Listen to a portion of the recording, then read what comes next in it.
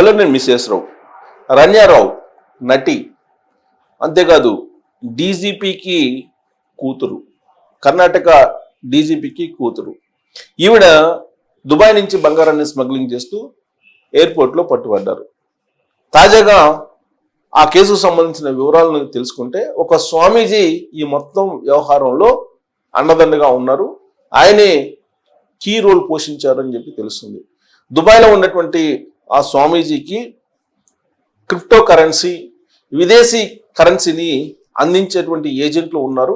ఆ ఏజెంట్ల దగ్గర రన్యారావు కరెన్సీని తీసుకొని బంగారాన్ని కొనుగోలు చేసేది అనేటువంటి సమాచారాన్ని డైరెక్టరేట్ ఆఫ్ రెవెన్యూ ఇంటెలిజెన్స్ ఇప్పుడు కనుగొంది. తాజా నివేదిక ప్రకారం వాళ్ళు విచారణలో తేలినటువంటి అంశం ప్రకారం స్వామీజీ కీరోలుగా ఉన్నారు. ఇందుకీ ఆ స్వామీజీ ఎవరు? ఆ స్వామీజీ దుబాయ్లో పీఠం పెట్టారా? ఆ పీఠం ద్వారానే ఆయన ఇలాంటి క్రిప్టో కరెన్సీ, విదేశీ మార్గద్రవ్యాన్ని హవాలా రూపంలో ఇస్తున్నారా? రన్యారావుకి హవాలా రూపంలో ఇవ్వడం కారణంగానే ఆవిడ బంగారాన్ని తరలిస్తున్నారా, ఇండియాకి స్మగ్లింగ్ చేస్తున్నారా అనే కోణం నుంచి ఇప్పుడు డైరెక్టరేట్ ఆఫ్ రెవెన్యూ ఇంటెలిజెన్స్ విచారణ చేపడుతోంది. అంతేకాదు ఆమె తండ్రి రామచంద్రరావు, పెంపుడు తండ్రి అంటూ ఉన్నారు. ఆ రామచంద్రరావు డీజీపీ, ప్రస్తుతం కర్ణాటక గృహ నిర్మాణ శాఖ ఎండీగా ఉన్నారు, డీజీపీగా ఉన్నారు, ఆయన డీజీపీ హోదాలో ఉన్నారు. ఆయనకి ఇదంతా తెలుసా తెలియదా అనే దాని మీద నివేదిక ఇవ్వాలని చెప్పి రాష్ట్ర ప్రభుత్వం ఆదేశించింది. ఆ మేరకు డీసీపీకి ఒక నివేదిక కూడా అందింది. ఆ డీసీపీ ప్రభుత్వానికి కూడా అందజేశారు ఆ నివేదికని. మరి డీజీపీ హోదాలో ఉన్నటువంటి రామచంద్రరావు గారి ప్రమేయం ఈ కేసులో రన్యారావుకి సహకారం ఉందా లేదా అనే దాని మీద తేలాల్సి ఉంది. అయితే బంగారాన్ని తరలిస్తూ ఎయిర్పోర్ట్లో దొరికినటువంటి రోజు ఆవిడ ప్రోటోకాల్ తీసుకున్నారు. ప్రోటోకాల్ కానిస్టేబుల్గా బసవరాజు అనే అతను రెగ్యులర్గా ఆవిడకి ఉండేవాళ్ళు. బట్ బసవరాజు ఆ రోజున అందుబాటులో లేరు, వేరే వాళ్ళు వస్తారని చెప్పి బసవరాజు చెప్పినట్టు విచారణలో తేలింది. నటి రన్యారావు దుబాయ్ నుంచి కర్ణాటక ఎయిర్పోర్ట్లో దిగి టెర్మినల్ 1కి రమ్మని చెప్పి బసవరాజుకి ఫోన్ చేశారు.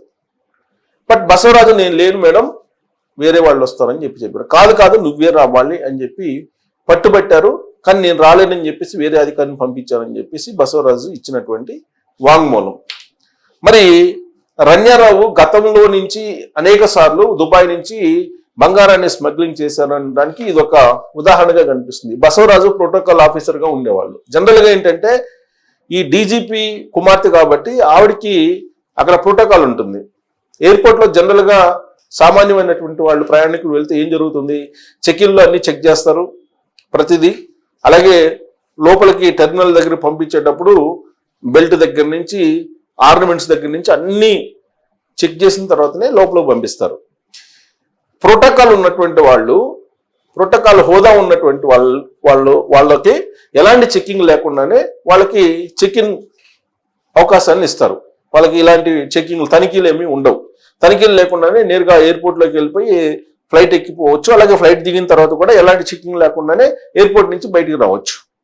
అలాంటి వెసులుబాటుని డీజీపీ కుమార్తెగా చాలా కాలంగా రన్యారావు అనుభవిస్తున్నారు ప్రోటోకాల్ని. దాన్ని దుర్వినియోగం చేశారు అనేది ఇప్పుడు దర్యాప్తులో తేలుతుంది. వాస్తవంగా రన్యారావు అలాగే తన స్నేహితుడు తరుణ్ రాజ్ వీళ్ళిద్దరు కలిసి ఈ మొత్తం గోల్డ్ స్మగ్లింగ్ అనేది గత కొంతకాలంగా చేస్తున్నారు అనేది ఒక అంశం దర్యాప్తులో తేలింది. ఈ రన్యారావుకి 4 నెలల క్రితం మ్యారేజ్ అయింది. ఈ మ్యారేజ్ ఎవరితో అయింది? ఇక్కడ జతిన్ అనేటువంటి అతనితో అయ్యింది. మ్యారేజ్ 4 months బ్యాక్ అయింది. ఈ మ్యారేజ్కి దాదాపు అతిరథ మహారాజులు అందరూ కూడా హాజరయ్యారు. ఇప్పుడు అసలు ఆ మ్యారేజ్కి ఎవరెవరు హాజరయ్యారు, రన్యారావుకి ఎవరెవరు క్లోజ్గా ఉన్నారు అనే దాని మీద ఇన్వెస్టిగేషన్ చేయడానికి పెళ్లికి సంబంధించినటువంటి వీడియోలను పరిశీలిస్తున్నారు పోలీసులు. ఆ మ్యారేజ్కి ఎవరెవరు అటెండ్ అయ్యారు, ఎవరెవరు ఎలాంటి గిఫ్ట్లు రన్యారావుకి ఇచ్చారు, జతిన్ రన్యారావు దంపతులకు ఇచ్చారు అనే దాని మీద ఇప్పుడు ఇన్వెస్టిగేషన్ జరుగుతోంది. దాన్ని బట్టి ఇప్పుడు ఆ కేసు అసలు ఈవిడ ఎన్ని రోజుల నుంచి స్మగ్లింగ్ చేస్తున్నారు, దుబాయ్లో ఎవరెవరితో టచ్లో ఉన్నారు అనేది బయటపడే అవకాశం ఉంది. మరి ఆ రోజున పెళ్లికి వచ్చినటువంటి స్వామీజీ ఎవరు అనేది కూడా ఇప్పుడు వీడియోలో గమనిస్తున్నారు. ఎందుకంటే స్వామీజీ ద్వారానే దుబాయ్లో ఈవిడ బంగారాన్ని కొనుగోలు చేస్తున్నారు, స్వామీజీ ఇచ్చినటువంటి డబ్బుల ద్వారానే అని చెప్పి ప్రాథమికంగా డిఆర్ఐ అనుమానిస్తుంది. సో ఆ స్వామీజీ ఎవరు అనే దాని మీద ఇన్వెస్టిగేషన్ చేస్తున్నారు. అందుకే ఇప్పుడు ఆ 4 నెలల క్రితం జరిగినటువంటి పెళ్లికి ఎవరెవరు స్వామీజీలు అటెండ్ అయ్యారు, దానికి ప్రధానంగా ఏ స్వామీజీ అత్యంత సన్నిహితంగా రన్యారావుకు ఉన్నారు, ఇలాంటివన్నీ కూడా పరిశీలిస్తున్నారు. ఇంకొక వైపు జతిన్ రన్యారావు భర్త, ఆయనేమో కర్ణాటక హైకోర్టులో ముందస్తు బెయిల్ కోసం అప్లై చేశారు. దాన్ని పరిశీలించినటువంటి హైకోర్టు జతిన్ ని అరెస్ట్ చేయకుండా విచారించండి అని చెప్పి పోలీసులకు ఆదేశాలు జారీ చేశారు. ఇక రన్యారావు బెయిల్ కోసం ప్రయత్నం చేస్తున్నారు. ఆ బెయిల్ విచారణకు సంబంధించి విచారణ పూర్తి అయింది, తీర్పు రిజర్వ్లో పెట్టారు. ఎలాంటి నిర్ణయం అక్కడ ఉన్నటువంటి కోర్టు తీసుకుంటుందో వేచి చూడాలి. సో ఇది రన్యారావుకు సంబంధించినటువంటి బంగారం స్మగ్లింగ్ కి సంబంధించినటువంటి అప్డేట్. ఎందుకు ఇలాంటి పనులు చేస్తున్నారంటే చాలా ఈజీ మనీ. బంగారం స్మగ్లింగ్ చేస్తే కనుక కొన్ని కోట్ల రూపాయలు సంపాదించవచ్చు. పైగా ఇప్పుడు బంగారం రేటు నానాటికి పెరుగుతూ ఉన్నాయి. దాంతో దుబాయ్లో తక్కువ రేటుకి బంగారం దొరుకుతుంది. పైగా అక్కడికి వెళ్ళి బంగారాన్ని ఒకవేళ ఇండియాకి తీసుకురాగలిగితే కనుక కొన్ని కోట్ల రూపాయలు ఈజీగా సంపాదించేసుకోవచ్చు.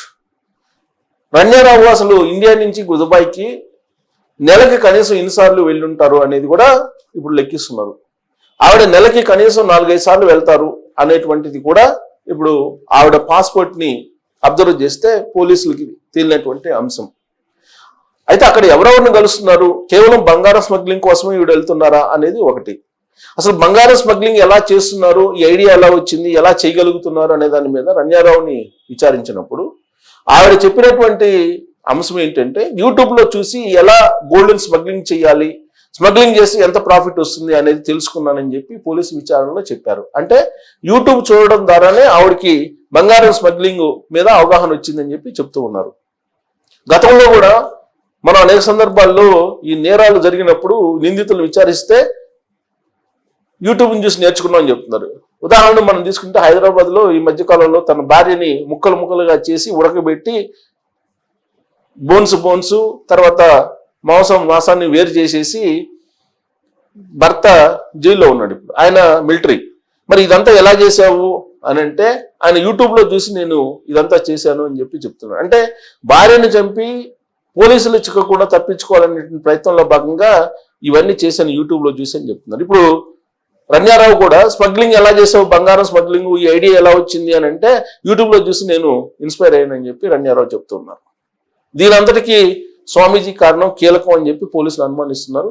మరి ఆ స్వామీజీ ఎవరు, దుబాయ్లో ఉన్నటువంటి ఆ పీఠం ఏంటి, స్వామీజీ ఇలాంటి వాళ్ళని ఎంతమందిని పెట్టుకొని స్మగ్లింగ్ పాల్పడ్డారు, ఇవన్నీ కూడా తేలాల్సి ఉంది.